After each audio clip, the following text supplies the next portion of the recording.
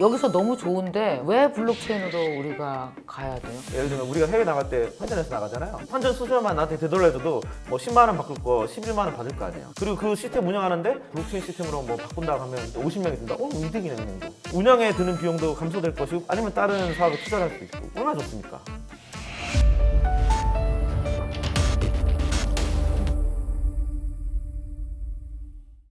자, 오늘 레벨업. 레벨업 어때요, 여러분? 어려우신가요? 어떤 분은 레벨업 따라가기 너무 힘들어요 라고 말씀해 주시는데 제 경험으로는 전 국민 1학년입니다. 솔직히 요즘에 나오고 있는 새로운 테크, 그 테크가 만들어갈 세상, 그리고 우리는 거기서 어떻게 관계 맺기를 하고 먹고 사는 판을 내가 어떻게 짜야 되느냐, 이거 지금 다들 그래요. 되게 앞서가는 분도 아마 오늘 출연해주신 김안토니오 대표도 그랬을 텐데 전 국민 1학년, 어차피 나온 지 개념도 얼마 안 되고 또 이거 다 배워가는 중이거든요, 우리가. 그래서 여러분 너무 걱정하지 마시고 이렇게 생각하세요. 자꾸 듣다 보면 들린다. 들리기 시작하다 보면 이해된다. 이해되기 시작하면 내 것으로 만들 수 있다. 이렇게 생각하시면 됩니다, 여러분. 자꾸 듣다 보면 내 것이 되고 나의 세상을 만들 수 있는 레벨업. 오늘도 시작해 볼 텐데요. 오늘 출연해 주신 분은 김안토니오 대표십니다. 안녕하세요. 안녕하십니까. 네. 자, 여기 보니까 양력이 되게 재밌습니다. 블록체인 IT 벤처기업 다입 대표시고요. 그리고 지금 보니까 주로 다 이쪽 회사에 있었어요. 인터페이스 정보기술 주임연구원, 소프트베이스 주임연구원, 인콘 미주사업부 기술영업, 주로 다 기술영업 기술 쪽이시군요. 비즈프리 솔루션 책임연구원, 솔루션 테크마루앤코 CEO, B2B 솔루션 개발자, 원더풀 플랫폼 CTO, 엔터프라이즈 시스템 개발자, 실리콘밸리 인공지능 스타트업, 이거 뭐야? 마하라고 있습니다. 마하 CTO 인공지능 스타트업에 또 이렇게 하셨고 지금 한양대학교 겸임교수시고 오셨습니다. 지금 아니고 옛날에. 옛날에. 아니 너무 이렇게 듣도 보도 너무 어려운 회사만 다니셨어요. 경력 좀 설명해 주세요 좀.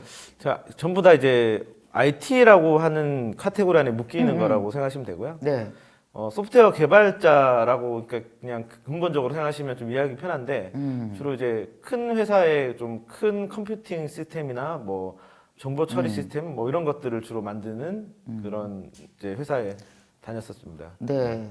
그 얼마 전에 이 신문에서 이제 몇 년 전에 인터뷰하는 거 보니까 지금 현재 다이브는 세계에서 가장 강력한 블록체인 컴포넌트를 만들려고 한다라는 슬로건에 가지고 만드셨고 또 지금 IT 업계에서 가장 탄탄한 실력을 갖춘 베테랑 개발자로 통한다. 자신의 이야기를 좀 해주세요. 네. 제가 보기엔 그 기자님이 저렇게 써주신 것 같고 뭐 저렇게 이제 봐주셔서 일단 뭐 좋긴 한데 어떤 백그라운드로 앞으로 지금 뭘 하고 있고 앞으로 뭘 하려고 하신다. 이걸 간단하게 딱 좀 해주세요.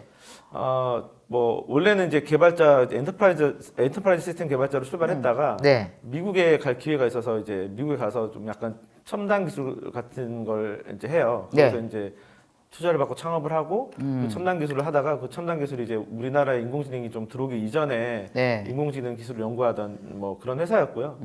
이제 그렇게 이제 창업을 해서 뭐 운영을 하다가 한 2018년쯤에 이제 블록체인이란 뭐 또 신기술이죠. 어떻게 보면 신기술에 좀 매료가 됐다고 해야 될까요? 2018년에. 한 17년 겨울쯤 됐을 거예요. 그때쯤 좀 매료가 돼서. 왜 매료됐어요? 너무 궁금해. 이게 약간 히스토리가 좀 더 있어요. 그 사실 2014년부터 비트코인이라는 걸 알기는 했는데 그 당시에는 뭐 비트코인을 같이 뭔가를 뭐 투자를 해보거나 뭐 연구를 해보자라는 사람들이 간혹 있었어요. 주변에 있었는데.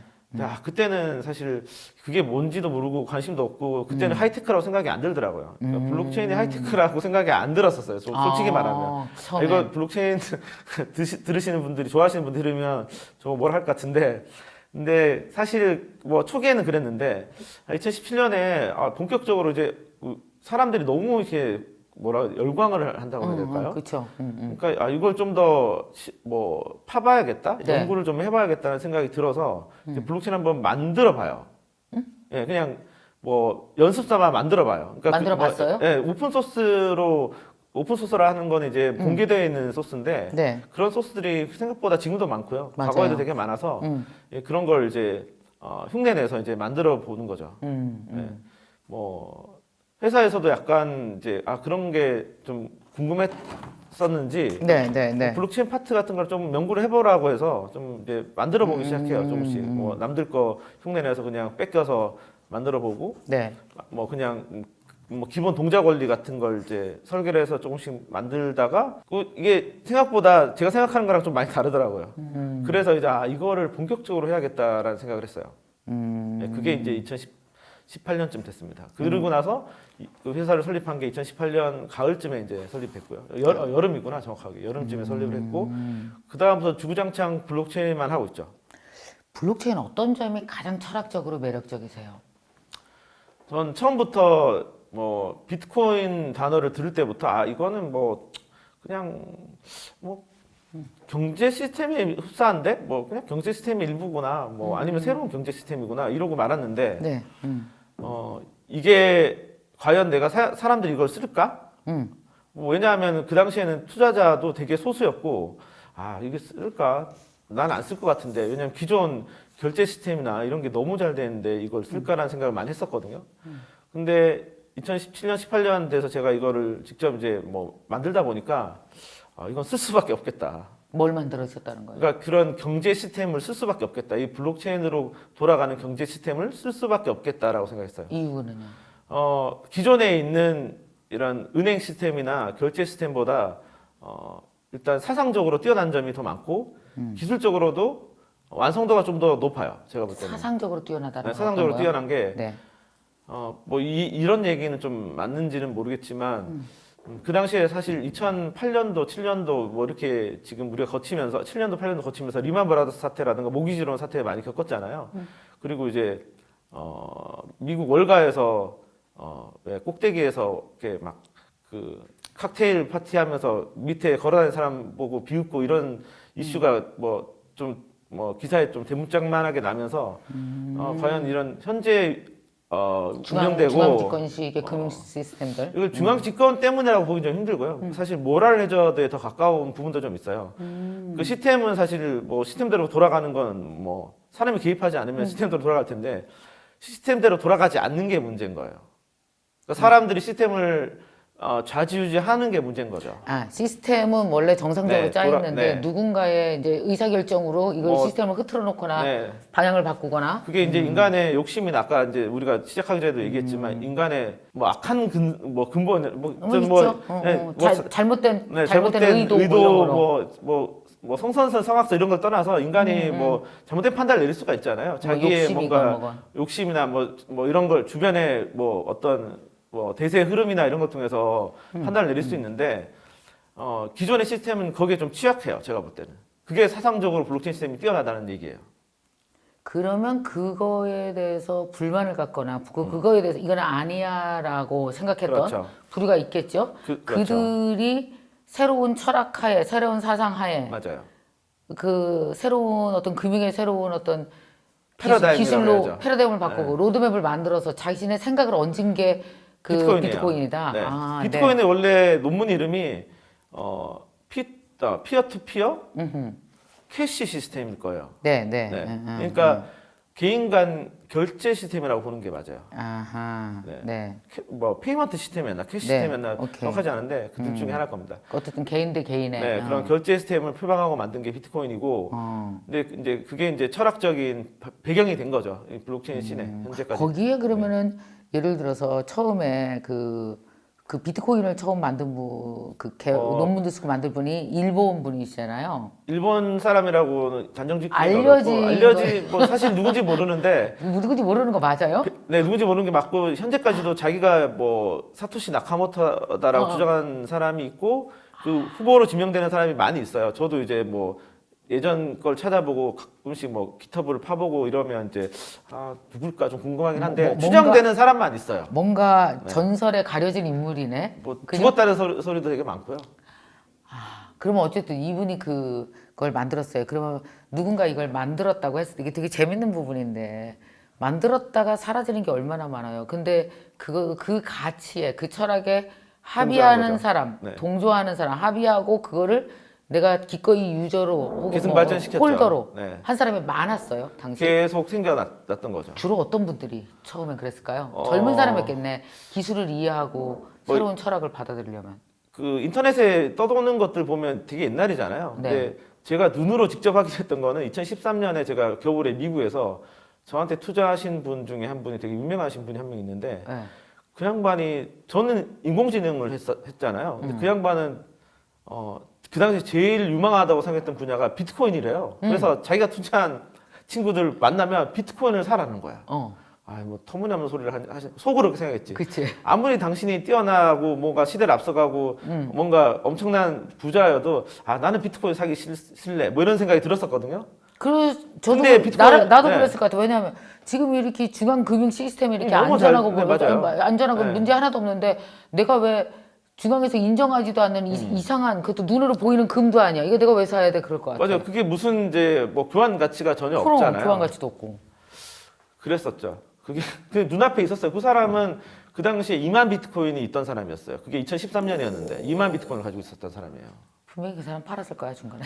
그거를 그 미국에서 연방법원에서 경매로 내놓으라고 해서 경매로 내놨었어요. 그래서 그게 몇 년도인지 모르겠는데. 네. 근데 그리고 그분이 어쨌든 블록체인 프로젝트에도 투자를 많이 했습니다. 많이 했었고 유명한 프로젝트 테조스 같은 프로젝트에 투자를 많이 했었고. 네. 그리고 뭐 제가 이제 2013, 14년도 미국에 있을 때 그런 눈앞의 경험을 좀 했었죠. 그 당시에는 굉장히 좀 되게 이른 시점이었죠. 뭐 우리가 보는 관점. 그래서 아무도 안 샀을 거예요. 그때 그분 같이 만났던 사람들 중에. 우리나라에도 이 비트코인 열풍이 불기 시작한 거 저도 기억하거든요. 네. 당시 우리 회사에 젊은 남자 직원이 하나 있었는데 막 욕을 하는 거예요. 그 말도 안 돼. 그 완전히 그거 뭐지? 그거 뭐냐? 무슨 우리 그런 거 있었잖아요. 게임으로 하는 스타일의 그런 사행성 있는 이상한 도박 같은 거라며 자기 친구가 그거를 하고 있다면서 자기는 안 할 거라고 막 친구를 막 뭐라고 하는 이야기를 차 안에서 하는 거예요. 그래서 나는 그냥 다 허치 들었어요. 애들 장난하는 거겠지 뭐 이렇게 하고 했는데 이게 몇 년이 지나고 나니까 비트코인과 유사한 뭔가 소수의 가치에 합의하는 로드맵이 있고 백서가 있는 그런 식의 코인들이 지금 몇 개예요? 지금- 수만 개일걸요? 지금 그걸 이제 확인하려면 코인 마켓캡이나 아니면 코인 개코라는 이제 사이트에 가시면 알 수 있을 텐데 정확하게 몇 개 있는지 모르죠. 한 계속 나오잖아요. 계속 지금도. 리스트에 올라가 있는 게 뭐 몇천 개 될 겁니다 아마. 근데 그거 리스트에 올라가 있지 않은 것까지 합치면 사실 몇 개 있는지 모르죠. 그렇죠. 네, 요즘에는 워낙 또 생겼다 사라지고 이래서. 그러니까 또 너무 많으니까. 자 그러면 이 앞으로는 어떻게 생각하세요? 이 코인에 대해서는? 근데 이 씬이 네. 항상 한 자리에 머물러 있지가 않아요. 그러니까 다른 모습으로 계속 변화하면서 이게 발전을 하는 것 같아요. 네, 얘기해 주세요. 어떻게? 그래서 처음에는 저희가 이제 뭐 비트코인으로 시작해서 뭐 기타 뭐 다양한 네. 뭐 리플이나 뭐 이더리움이나 이런 거 쭉 코인으로 바라봤잖아요. 네. 근데 이제 이더리움이 어느 정도 생태계를 형성해 가는 과정에서 서비스나 앱 같은 거를 이제 출시를 하기 시작해요. 뭐 처음에는 이제 약간 도박성이 짙은 뭐 갬블링 앱 같은 걸 많이 사람들이 출시를 했는데 왜냐면 그게 이제 돈하고 제일 연관성이 크니까. 네. 근데 다양한 뭐 크립토 키티 같은 것들 뭐 우리 기억에 글 쓰고 보팅하면 리워드로 있었죠. 네. 저도 잊어버렸네. 이 듣고. 그런 것들이 어쨌든. 생기면서 이것도 이름 오래돼서 까먹었네요. 한참 거기 글 쓰던 시절이 있었는데 요새 정보가 너무 많아서 옛날 정보가 너무 빨리 사라져요 머리에서. 그런 이제 서비스나 앱들이 이제 유저들이 좀 쓸만한 것들이 생기면서 이게 약간씩 얼리 아답터라고 해야 되나? 네. 초기 추종자들이 생기잖아요. 그러면서 이게 넓어지는데 그러면 이제 처음에 봤던 코인이 아니라 이제는 약간 서비스? 요즘에는 이제 게임? 네. 요즘에는 게임하면 당연히 블록체인 떠올릴 정도로 사람들이 이제 P2E라는 단어에 좀 익숙해져 있는 상태고 네, 그렇죠. 이제 그러면서 이 변화하는 것 같아요. 신들이 변화하는데 아직 우리가 구체적으로 많은 사람들이 그 신에서 내가 쓰는 서비스 우리 뭐 예를 들면 뭐 배달의 민족 같은 서비스 이런 건 아직 없단 말이에요. 그렇잖아요. 블록체인으로 배달의 민족 같은 서비스 아직 없죠. 여기서 재밌는 말씀 잘하시네요. 네. 배달의 민족이 블록체인 그 씬에 올라가서 기획이 되면 어떻게 될까요? 뭐가 저는 달라질까? 배달의 민족이 블록체인 쓴다라는 얘기 아니라 우리가 처음에 배달의 민족 같은 걸 상상하지 못한 시절을 지금 거슬러 올라가야 되는 거예요. 지금은 그러니까 예를 들면 배달의 민족이 없는 시절인 거야. 근데 한 뭐 4, 5년 뒤에 배달의 민족이 생길 거라고 생각하고 지금 뭔가를 해야 되는 거예요. 그러니까 예를 들면 블록체인이든 NFT든 뭐든 지금부터 뭐 예를 들면 뭐 좀 빠르면 한 3년, 좀 길면 5년 정도 안에 블록체인이나 뭐 이런 블록체인을 사용하는 뭐 NFT 블록체인의 하위 기술이니까 블록체인을 사용하는 배달의 민족 같은 거의 전 국민이 쓰는 앱들이 나올 것이다. 그게 뭔지를 몰라요. 그러니까 그렇게 네, 뭔지 몰라요. 그걸 갖고 대충 상상해 보면 이게 이 배달의 민족은 어쨌든 웹2 상황 하에서 그렇죠? 만들어진 거잖아요. 지금 어쨌든 어플리케이션으로는 뭐 예를 들어 카카오 택시, 배달의 민족 최고봉이잖아요. 네. 많은 사람들이 다 쓰고 있는. 네. 그게 만약에 블록체인으로 간다고 하면 우리는 블록체인 세상에서는 어쨌든 각자의 가상 지갑을 갖고 움직이게 될 거 아니에요. 저는 그죠? 그런 개념보다는 그러니까 배달의 민족에 뭐 쉽게 얘기하면 배달의 민족에 암호화폐를 붙여서 결제하겠는데 이거는 이런 걸 보지는 않아요. 아, 그래요? 그럼 어떤 네, 거예요? 그런 건 사람들 상상력 속에 있고 그걸 한다고 지금 당장 배달의 민족 같은 우리가 경쟁력을 가질 수 있는 서비스나 앱을 못 만들어요. 제가 볼 때는. 그 많이 시도를 했었고 저도 시도를 했었지만 그런 방향이 아닌 거예요. 이게 방향이 그러니까 어떤 식으로 변할지 몰라요. 그러면 사실 그건 제가 보기에는 로또 번호 맞추는 거라 생각하거든요. 특히 비즈니스 영역에서는 더 그래요. 그렇다면 네. 왜 블록체인으로 우리가 가야 돼요? 왜 아. 시대 흐름 왜 가야 돼? 여기서 너무 좋은데 뭐하러 굳이 블록체인으로 갔을 때, 그러니까 철학적으로 기술이 인간에게 기여하고 인간을 행복하게 하고, 그죠? 인간을 더 좋게 만들어야 우리가 가지. 귀찮고 복잡하기만 하면 우리가 갈 이유가 없잖아. 그거 왜 가요? 블록체인으로? 블록체인이 복잡하고 귀찮지는 않은데 지금은 그렇게 느껴질 뿐입니다. 그러니까 왜 가야 되냐? 철학적으로 뭐가 우수해요? 그게 지금보다? 뭐 아까 말씀드렸던 것처럼 그 기존에 있던 경제 시스템이나 금융 체제라고 해야 되나? 뭐 체제라고 얘기하면 사람까지 포함하는 거니까 그냥 시스템만 딱 잘라놓고 얘기하면 좀 사람의 실수를 더 줄일 수 있다. 제가 뭐 약간 공학적으로 시스템 공학적으로 봤을 때는 사람의 실수를 더 줄일 수 있는 시스템이다. 그 사람의 개입을 최소화한다. 그리고 뭐 여러 가지 경제적인 이점이 있다. 일단 여기서부터라도 일단 훌륭해요. 기존의 거 다 가르치더라고요. 경제적인 이점이라는 건 누구에게? 운영하는 사람들한테도 있고 거기 참여하는 참여자들한테도 있고 예를 들면 뭐 쉽게 은행을 생각할 때 뭐 저는 예를 들 때 이런 예를 많이 들어요. 그러니까 환전 시스템 예를 들면 우리가 해외 나갈 때 환전해서 나가잖아요. 그럼 환전 수수료는 누가 챙기죠? 은행이 가져가겠죠. 은행이죠. 네. 환전 수수료만 나한테 되돌려줘도 내가 뭐 10만 원 바꿀 거 11만 원 받을 거 아니에요. 그럼 이득이잖아. 벌써 이득이네요. 그리고 그 시스템 운영하는데 은행에서는 뭐 100명이 들어요. 근데 뭐 블록체인 시스템으로 뭐 바꾼다고 하면 절반이 50명이 든다. 그럼 이득이네 은행도.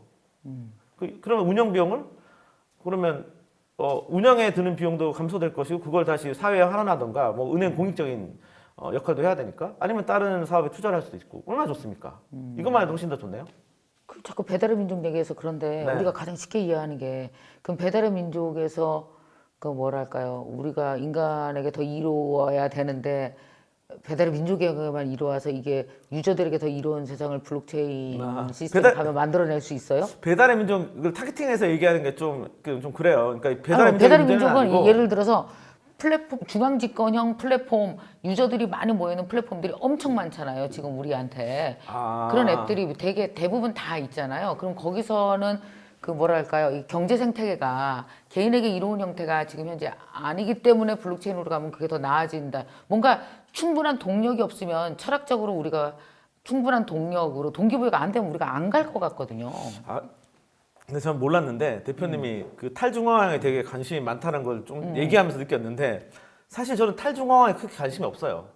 그럼 블록체인과 탈중앙은 어때요? 그러니까 굉장히 이게 관련 있는 걸로 알고 있었는데 이게 저는. 모든 걸 아니에요? 탈중앙한다고 시스템이 효율적이지 않습니다. 그러니까 제가 보기엔 사상적으로는 탈중앙하면 좋아요. 근데 쓰는 사람 입장에 생각했을 때 쓰는 사람이 탈중앙으로 인해서 불편하면 저는 그 탈중앙하면 내 안 말이 된다고 그거예요. 생각해요. 그러니까 불편하면 안 할 거라고. 근데 그러니까 문제는 뭐냐면 그래서 결국은 이제 이게 어떤 이윤을 창출하거나 아니면 사람들한테 어떤 공익적인 서비스를 되돌려줘야지만 사람들이 그 서비스를 쓰던가 그 비즈니스에 동참을 할 거잖아요. 그게 우선이라는 게 첫 번째이기 때문에 그 배달의 민족을 뭐 바꾼다 이런 개념이 아니라 새로운 뭔가가 나올 것이다라는 게 제 항상 관점이었고 그거는 좀 전에 얘기했던 탈중앙화 있으면 더 좋지. 왜냐하면 개인한테 이득이 다시 되돌아갈 수 있는 구조가 되니까. 그러니까 블록체인의 핵심 네. 기술은 그 야스위 같은 사람들의 영상을 보면 제일 중요한 게 탈중앙화 그리고 오너십 개인이 갖고 있는 오너십 그리고 경제 생태계 이것 때문에 우리가 달라질 거라고 얘기하고 그래서 P2E도 나오는 거잖아요. 근본적인 말은 맞는데 네. 세상이 레디컬하게 이렇게 변하지 않죠. 자고 일어나는데 갑자기 모든 사람이 탈중화되지 않잖아요. 그럼요. 그러니까 예를 들면 저는 업비트도 쓰고 피선도 쓰고 많은 거래소 앱을 쓰고 저는 거래소. 심지어 덱스 앱이라고 해서 운영자가 없는 거래소 앱도 쓰거든요. 근데 제가 거래소 앱을 쓰는 시간 중에 업비트를 쓰는 시간도 상당히 많고 업비트를 상당히 좋아합니다. 그렇죠. 그 이유는 뭐냐면 편하잖아요. 그리고 많은 사람이 쓰고 오케이. 소개하기도 편하고. 그렇지. 예. 그리고 저는 업비트 같은 그런 중앙화된 거래소들이 기하는 바가 굉장히 크다고 생각해요. 오케이. 일반인들한테 접하게 해줬잖아. 맞아요. 이렇게 되니까 크립토에 관심도 생기고 블록체인 그렇지. 서비스에 관심도 생기지. 처음부터 제가 나와가지고 되게 쓰기 불편한 막 덱스 가지고 막 사람들한테 얘기하면 사람들 어차피 듣지도 않아요. 맞아요. 근데 그 방향으로 가되 서비스나 비즈니스는 우리가 예측할 수 없는 방향으로 발전할 것이라는 게 생각이고 기본적인 개념, 철학적인 관점, 문화 인류적인 관점에서 이 발전한다는 방향에선 전 무조건 동감합니다. 100% 동감이고 이게 정확하게 레디컬에 갑자기 일로 막 다 가야 돼. 너네 이거 쓰면 안 돼. 무조건 일로 가야 돼. 왜냐면 이게 무조건 우수하니까 이런 개념은 아니에요. 저는 특히 이렇게 제가 개발자로도 오래 생활했고 어떤 분석가 이런 시스템적인 사고를 많이 하다 보니까 공학적인 사고를 많이 하다 보니까 공학적인 사고 면에서도 특히 막 싹 좋진 않아. 왜냐하면 기존 걸 다 뒤집어 엎어야 되잖아. 그럼 얼마나 부담스럽겠어요. 부담스럽죠. 부담스러운 거죠. 그러니까 이게 어떤 방식으로 약간 이게 엣지가 있는 부분은 레디컬하게 가는 게 맞고요. 기존에 사람들에게 뭔가 설득력이 많은 영역이나 이런 거는 그러니까 기술적인 희생을 좀 감수하더라도 걔를 보완하면서 가는 것도 필요해요. 그리고 요즘에 대표님이 관심을 갖고 수행하고 있는 프로젝트에 대해서 좀 얘기를 해볼까요? 최근에 이제 저도 이제 그 탈중화화 이런 개념을 되게 철학적인 관점에서도 좋아하고 인류가 어떤 지향해야 될 방향은 맞다고 생각은 들고요. 그게 좀 더 많은 사람한테 모든 사람이라고 얘기하면 좀 그렇고 많은 사람들한테 좀 다시 뭔가 그러니까 부의 재배분 같은 걸 조금이라도 할 수 있다. 이거를 사람이 하는 건 되게 어려워요. 그러니까 사람이 하는 건 내가 아까도 얘기했지만 내가 돈이 너무 많고 인생이 너무 지루해. 재미가 없어. 재밌는 일 한다는데 돈 그냥 쓰는 사람들 이런 사람들이 있지 않으면 쉽지 않거든요. 그러다 보니까 이런 걸 기본적으로 제공해주는 시스템이 있으면 그러니까 처음부터 얘는 어느 정도 그걸 생각해서 설계가 된 거지. 예, 그런 게 많아지면 많아질수록 일단 좋잖아요. 그러면 내가 거기에 이제 동참해서 깃발 하나는 꽂을 수 있겠다라고 생각을 하는데 근데 거기에 가장 근본이라고 생각하는 게 약간 저는 탈중앙화 거래소 같은 것들이 좀 근본이 되지 않나라는 좀 생각을 했었고 좀 일단 지금도 많기는 해요. 근데 그거를 좀 대중화하는 게 좀 필요하겠다. 이게 탈중앙화돼 있더라도 유저들한테 편해야 돼. 그렇죠. 개념적으로 기술적으로 뛰어난 게 아니야. 이게 탈중앙화돼 있거나 덱스거나 디파이거나 이게 메타버스거나 NFT거나 저는 이 비즈니스 카테고리나 어떤 기술적 카테고리가 중요하지 않고 오케이. 이거를 사용자들이 얼마나 쉽고 편하게 쓰느냐가 관점이라 생각해요. 거기에서 출발한다고 생각을 하고 네. 나머지 기술은 왼손은 거들 뿐. 예, 알거나 모르거나 별로 상관없어요. 솔직히 말하면. 그러니까 사실 기술에 대해서는 고객은 인지하지 않을 만큼 쉬워야 좋은 기술이잖아요. 근데 그게 실체가 있어야 되는 거예요. 그렇게 해놓고 말로만 마케팅 레토리컬 수사처럼 쓰고 실제로는 구동이 그렇게 안 되고 이윤을 그렇게 안 돌려주면 그건 가짜고요. 어쨌든 그런 방식을 구현해야 되고 그걸 실현시켜야 되는 건 맞고요. 근데 그게 사용자들한테 전달될 때 밸류가 기존에 있던 거랑 그게 굉장히 유사한 밸류로 전달이 되고 그게 어려움을 느끼지 않는 형태로 전달이 되면 좋겠다라고 생각을 합니다. 그런 걸 하고 있는 중이에요. 그럼 그게 프로젝트예요? 그럼 그 기술들을 개발하시는 거예요? 아니면은 그 기술이 사용되는 우리가 사용할 수 있는 무슨 플랫폼이라든지 무엇인가를 구현하시는 분이세요? 제가 이제 참여하고 있는 프로젝트가 몇 개 있어요. 그러니까 저희 회사에서 이제 주도적으로 하고 있는 게 이제 하나가 있고 저희가 참여하는 게 하나가 있는데 그럼 몇 가지 프로젝트들을 좀 알려주세요. 네, 저희 회사 주도적으로 하는 거는 아까 말씀드렸다시피 좀 이런 좀 탈중앙화되어 있는 어떤 지갑이라던가 아니면 거래소라던가 이런 것들을 개발하고 있고요. 예를 들면 지금 메타마스크 같은 지갑들 있잖아요. 네. 그런 지갑인데 좀 더 퍼포먼스가 좀 더 뛰어나고 좀 보안적으로 좀 안전하고 사용자들이 사용성이 좀 편한 그런 지갑을 만들고 있고요. 탈중앙화된 지갑이죠. 심지어 근데 지금은 이제 트래블 때문에 좀 약간 과도기 있긴 한데 그런 것들을 좀 사용자들이 좀 많이 쓰게끔 하려고 좀 쉬운 지갑 이런 걸 회사에서는 중점적으로 하고요. 가상지갑 지금 되게 몇 개나 되는 거예요? 일단 뭐 많이 쓰는 거. 블록체인 메인넷 뭐 기준으로 하면 각각 뭐 한두 개씩은 다 있는데 어떤 메인넷들은 뭐 한 대여섯 개도 있어서 근데 사실 우리가 많이 쓰는 이제 블록체인 뭐 메인넷들도 정리가 되고 있어요. 사실 맞아요. 이더리움 최근에 이제 폴리곤 클레이트 솔라나 테라 이렇게 많이 정리가 되고 있는 것 같아요. 제가 보기에도 많이 정리가 되고 어떤 이제 다코스 블록체인 메인넷이 치고 올라올지는 모르겠지만 어쨌든 향후 제가 보는 씬에서 한 2, 3년간은 이미 많이 쓰고 있고 이미 시장에서 많이 통용되는 그런 암호화폐 위주의 블록체인 메인넷들이 계속 선점하지 않을까라는 생각이 들고 이미 기술이 성숙도 수준에 좀 올라왔어요. 그래서 그런데 이 성숙도 수준에 올라온 게 일반인 레벨까지 가지 않았을 뿐이에요. 이제 그거를 닿게 하는 게 제 목표라고 해야 되나?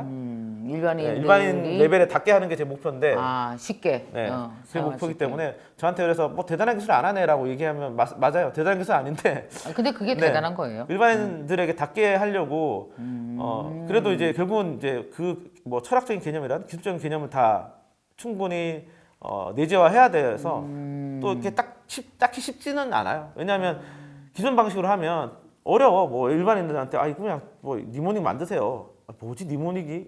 12개 키워드 만들고 그거 쪽지에 적어놔야 돼요. 잊어버리면 어떻게 하냐고. 여기서부터 허들인데 원래 크립토 씬에 오래 있던 사람들은 당연하게 생각한단 말이에요. 근데 지금 들어오시는 분들은 당연하지 않아요. 당연하지 않고. 근데 그게 보안적으로 뛰어나다고 해요. 사실 보안적으로 뛰어나지만 보안적으로 뛰어나면서도 그런 허들을 없애는 게 훨씬 더 중요한 것 같아요. 맞아요. 그런 기술들을 회사가 가지고 있죠. 연구하고 또 만들어내고 하시는 거고. 그렇게 해서 이제 지갑 있으면 거래를 해야 되잖아요. 네. 근데 기존의 거래소 되게 좋죠. 근데 기존의 거래소는 그래도 소수의 사람들만 너무 많은 이득을 가져가잖아요. 그래서 그걸 조금 나눠 가졌으면 좋겠다 해서 그런 덱스라고 해야 되나? 탈중앙 거래소 같은 것들도 하고 요게 이제 저희가 회사가 하는 메인이고요. 저희 회사가 요 기술 기반으로 같이 활동하는 프로젝트가 있는데 암호화폐 프로젝트가 있는데 얘는 이제 어떤 메타버스 같은 걸 구현하는 거예요. 약간 거대한 이런 메타버스는 아니고 게임처럼 우리가 소소하게 일반인들이 좀 약간 즐길 수 있는 그런 메타버스를 하나 제가 만드는 프로젝트에 참여하고 있습니다. 일반인들이 즐긴다면 어떤 거예요? 가서? 그냥 플렉스 그냥 멍 때리고 플렉스 할 수 있는 이런 좀 약간 그런 메타버스인데 일상에서 누릴 수 없는 약간 호사를 누리는 메타버스라 할까? 지금 현재 컨셉은 그런데 어떻게 바뀔지 몰라요. 그래서 내가 뭔가 풀빌라도 한번 가져보고 싶고 예를 들면 호화로운 리조트 생활도 좀 해보고 싶고 현실은 약간 되게 각박하지만 내가 그 메타버스 안에서 내가 원하는 걸 좀 더 여유롭게 즐길 수 있는 그런. 그럼 이제 거기는 아바타로 들어가야 되겠네요. 그렇죠. 아바타로 들어가고 예를 들면 풀빌라 같은 거를 하나 내가 구입을 하거나 어떤 빌리 임대를 하거나 해서 맞습니다. 거기서 내가 있고 이런 친구 초대해서 거기서 멍 때리고 같이 있고 요즘에 그런 형태의 약간 메타버스들이 좀 많이 생겨나기 시작해요. 심플하지만 이런 이제 소소한 즐거움을 누릴 수 있는 메타버스라고 해야 되나 그런 형태의 게임들이 생기고 있죠. 그렇구나. 그럼 그 메타버스에서 물건을 살 때 무슨 돈으로 사나요? 그래서 이제 저희가 이제 제공하는 암호화폐로 그러니까 저희가 이제 해외 친구들하고 같이 하는 프로젝트인데 해외에서 발행된 이제 코인 같은 게 있어요. 그래서 NXDF라는 걸 사서 그렇게 하는 걸 이제 생각하고 있는데 아직도 갈 길이 좀 멀어요.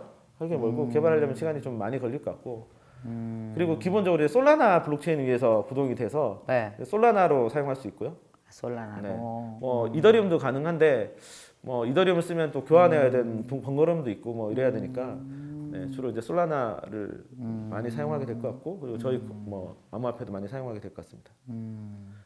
지금 이런 식의 어떤 그것이 꼭 메타버스로 AR, VR로 구현되지 않더라도 눈에 보이는 걸로 되지 않더라도 사실은 블록체인 기반한 것으로 프로젝트 되어지는 것이 NFT 프로젝트도 어마어마하게 하루면 수도 없이 나오더라고요. 막 튀어나오는 거 보면. 근데 어떤 프로젝트는 정말 의도도 좋고 너무 좋은 것도 있고. 근데 이렇게 이런 세상이 지금 이렇게 제가 오늘 모신 이유는 아마 이게 들으시는 분들 그러실 거예요. 도대체 난 뭔 말을 하는지 하나도 못 알아듣겠다. 예. 근데 못 알아듣는 일반인들이 잘 못 알아듣는 게 정상이죠. 근데 대표님이 못 알아듣죠. 초반에 말씀하셨던 것처럼 자꾸 들으면 또 익숙해지고 뭐 그러다 대표님도 보면 처음에 못 알아들었어요? 그렇죠. 저는 2013년, 14년에 비트코인 얘기하면 거의 한 1분 듣다가 딴짓하죠, 그냥. 뭐 또 똑같은 얘기 하나 보다. 뭐 뭔지 모르겠지만 그러니까 게임 뭐 머니 같은 거 하나 보다 이러고 말죠. 뭐. 그랬었어요, 진짜로. 농담이 아니라. 그럼 어떤 네. 식으로 여기서 이렇게 공부를 했어요? 공부는 어떻게 하는 거예요? 이게 왜 네. 대학에 가서 도로 배울 수 있는 것도 아니잖아요. 이런 공부는.